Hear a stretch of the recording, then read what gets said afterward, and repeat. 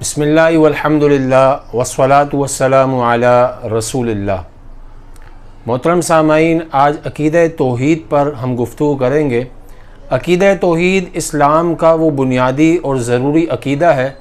اس کی اہمیت کا اندازہ آپ اس بات سے لگائیں کہ جتنے بھی آسمانی ادیان ہیں، آسمانی مذاہب ہیں، ان تمام مذاہب کی بنیاد عقیدہ توحید پر ہے۔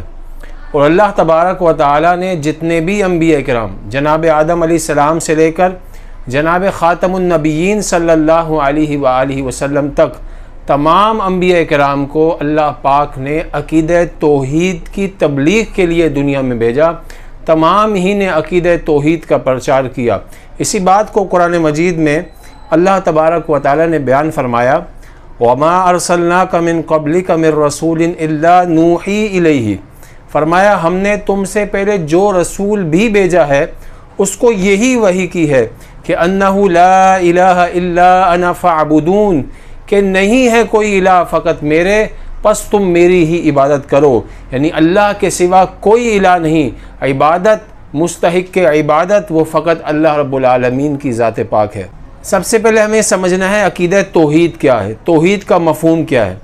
تو دیکھیں، توحید کا لغوی معنی ہے ایک ماننا، اور قرآن و سنت کی اصطلاح میں، شریعت کی اصطلاح میں توحید کہتے ہیں دل سے اس بات کی تصدیق کرنا، زبان سے اس بات کا اقرار کرنا کہ تمام کائنات کو پیدا کرنے والی ذات اللہ تبارک و تعالیٰ کی ہے اور اس کا کوئی شریک نہیں، نہ ذات میں، نہ صفات میں، نہ عبادات میں، وہی فقط مستحق عبادت ہے اور کوئی عبادت میں بھی اس کا شریک نہیں ہے۔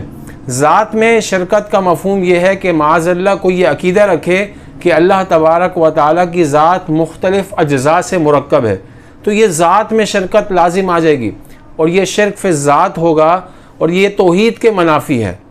اسی طرح صفات میں شرکت کا مفہوم یہ ہے کہ جو صفات اللہ کی ہیں، جیسی صفات اللہ کی ہیں ویسی مخلوق کے لیے صفات مانے، تو یہ صفات میں شرک لازم آ گا اور یہ توحید کے منافی ہے۔ اسی طرح مستحق عبادت وہ فقط اللہ رب العالمین کی ذات ہے، اس کے علاوہ کسی کو خواہ ایک سیکنڈ کے لیے ہی عبادت کا مستحق کوئی سمجھے گا وہ بھی دائرہ اسلام سے خارج ہو جائے گا اور عبادت میں شرک کرنے والا ہو جائے گا، اور یہ بھی توحید کے منافی ہے۔ توحید کے کچھ مراتب ہیں، اس کا سمجھنا بھی بہت ضروری ہے۔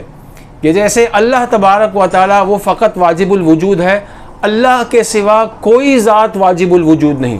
واجب الوجود کا مفہوم یہ ہے کہ وہ ذات جو ہمیشہ سے ہے، ہمیشہ رہے گی، اور یہ فقط اللہ کی ذات ہے۔ باقی جتنی ذوات ہیں، باقی جتنی مخلوقات ہیں، وہ ممکن الوجود ہیں کہ ایک وقت تھا وہ نہ تھیں، ایک وقت ہوگا کہ وہ نہ ہوں گی، لیکن رب العالمین وہ ہے، وہ ذات ہے جو ہمیشہ سے ہے، ہمیشہ رہے گی، اس پہ کبھی فنا نہیں ہے۔ وَكُلُّ مَنْ عَلَيْهَا فَانٍ وَيَبْقَى وَجْهُ رَبِّكَ ذُو الْجَلَالِ وَالْإِكْرَامِ، اس ذات پہ کوئی فنا نہیں، یہ ہمیشہ رہنے والی ذات ہے، یہ ہمیشہ سے ہے، ہمیشہ رہے گی۔ یہ اللہ رب العالمین کے لیے یہ عقیدہ بہت ضروری ہے، اور واجب الوجود فقط رب العالمین کی ذات ہے۔ دوسری بات جو سمجھنے کی ہے کہ تمام روحانی اور مادی کائنات کا خالق فقط اللہ رب العالمین ہے، اس کے علاوہ کوئی نہیں، اور عالم میں جتنے تصرفات ہیں، جتنی تدبیر ہیں، وہ سب اللہ تبارک و تعالیٰ فرما رہا ہے۔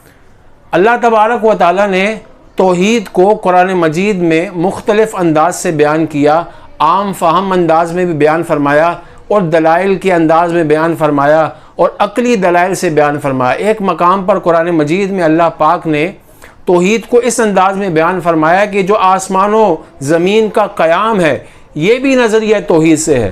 لَوْ كَانَ فِيهِمَا آلِهَةٌ إِلَّا اللَّهُ لَفَسَدَتَا، اگر زمین و آسمان میں اللہ کے سوا کوئی الہ ہوتا تو زمین و آسمان میں فساد ہو جاتا، تو فقط رب العالمین کی ذات جو ہے وہ الہ ہے۔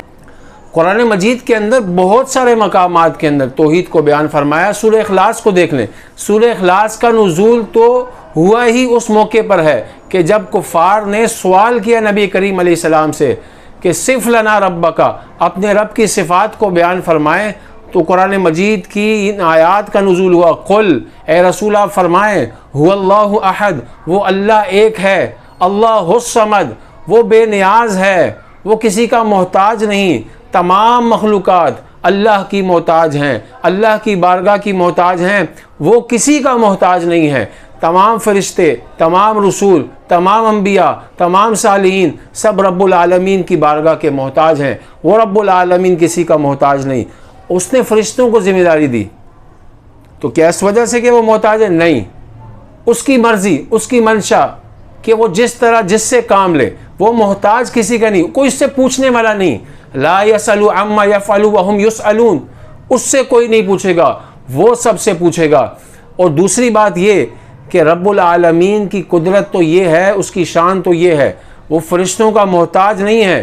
اس کی شان یہ ہے کہ سورہ یاسین میں بیان فرمایا اذا اراد شیئا ان یقول له کن فیکون، جب وہ کسی کام کا ارادہ فرماتا ہے تو فرماتا ہے ہو جا، وہ چیز ہو جاتی ہے، وہ محتاج کسی کا نہیں ہے۔ اس کی شان یہ ہے لم یلد ولم یولد، نہ وہ کسی کی اولاد ہے نہ اس کی کوئی اولاد ہے، ولم یکن لہ کفوا احد، اس کا کوئی ہمسر نہیں، کوئی اس کا ہم پلہ نہیں۔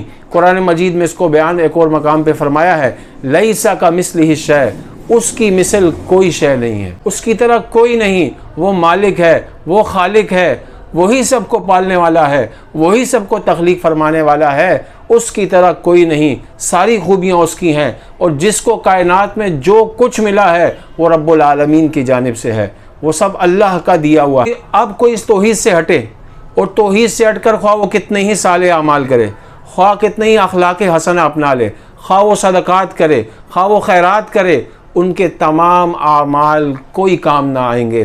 قرآن مجید میں اللہ رب العالمین نے بیان فرمایا مثل الذین کفروا بربہم اعمالہم کرماد اشتدت بہ الریح فی یوم عاصف، فرمایا کہ ان کافروں کے اعمال جنہوں نے اپنے رب کا کفر کیا، ان کے اعمال کی حیثیت اس راکھ جیسی ہوگی جسے ایک طوفانی دن آندھی نے اڑا دیا ہو، اس کی کوئی حیثیت نہیں، اور وہ اپنے اعمال سے کوئی نفع نہیں پائیں گے، کھلی گمراہی میں وہ موجود ہوں گے، یہ ان کی حالات ہوں گے۔ تو توحید سے ہٹ کر فلاح نہیں ہے، توحید سے ہٹ کر صرف گمراہی ہے، صرف بدبختی ہے، صرف ہلاکت ہے۔ لیکن یہاں میں ایک بہت ضروری بات عرض کرنا چاہتا ہوں، سوشل میڈیا کا دور ہے، سوشل میڈیا پر اور سوشل میڈیا کے علاوہ بھی مخصوص طبقہ ہے جن کا کام فقط مسلمانوں میں تفرقہ پھیلانا، اور معاذ اللہ اس نظریہ توحید، عقیدہ توحید کو بھی فرقہ واریت کی نظر کر دیا گیا۔ اس عقیدہ توحید کو اپنے مسالک کے لیے گویا کہ ایک ڈھال بنایا ہوا ہے کہ ہم توحید پرست ہیں یا ہم توحید بیان کرنے والے ہیں، باقی سارے دائرہ اسلام سے خارج ہیں۔ یہ بہت غلط روش ہے۔ عقیدہ توحید اس لیے نہیں تھا کہ اس کو پڑھ کر لوگوں کے سامنے بیان کر کے دائرہ اسلام سے لوگوں کو خارج کریں، اصلاح کریں، تبلیغ کریں، لیکن یہ نوجوانوں کے اندر جو سوچ چلی گئی کہ معاذ اللہ سوشل میڈیا پہ یہ دیکھا جا رہا ہے مسلمانوں کو کافر کہہ رہے ہیں، گمراہ کہہ رہے ہیں، بددین کہہ رہے ہیں، مرتد کہہ رہے ہیں، مشرک کہہ رہے ہیں، یہ کیا طریقہ ہے؟ یہ بڑا حساس معاملہ ہے۔ رسول اللہ صلی اللہ علیہ وسلم نے فرمایا، صحیح بخاری مسلم میں حدیث ہے، فرمایا جو کسی مسلمان کو کہے اے کافر، اگر وہ کافر نہیں تو کفر کہنے والے کی طرف پلٹ کر آئے گا۔ یہ بڑا حساس معاملہ ہے۔ کبھی کبھار ایسا ہوتا ہے کہ سامنے والے کے قول اور فعل سے ایسا لگ رہا ہوتا ہے کہ یہ کفر ہے، لیکن اس میں کوئی تعویل صحیح کی گنجائش ہوتی ہے، کوئی ایمان کا پہلو موجود ہوتا ہے، وہ تعویل ممکن ہوتی ہے، لیکن جہالت کی بنا پر مسلمانوں کو کافر کہا جا رہا ہے، مشرک کہا جا رہا ہے۔ یہ بہت بڑی گمراہی ہے، یہ ہلاکت کا سبب ہے۔ اللہ پاک ہم سب کے عقیدوں کی حفاظت فرمائے، عقیدہ توحید پر ہمیں ثابت قدم فرمائے، ہم سب کی ایمان کی حفاظت فرمائے، اور ایسے لوگوں سے بچنے کی بھی توفیق نصیب فرمائے جو امت میں افتراق، انتشار اور تفرقہ پھیلا رہے ہیں۔ اللہ ہم سب کی خیر فرمائے، آمین یا رب العالمین۔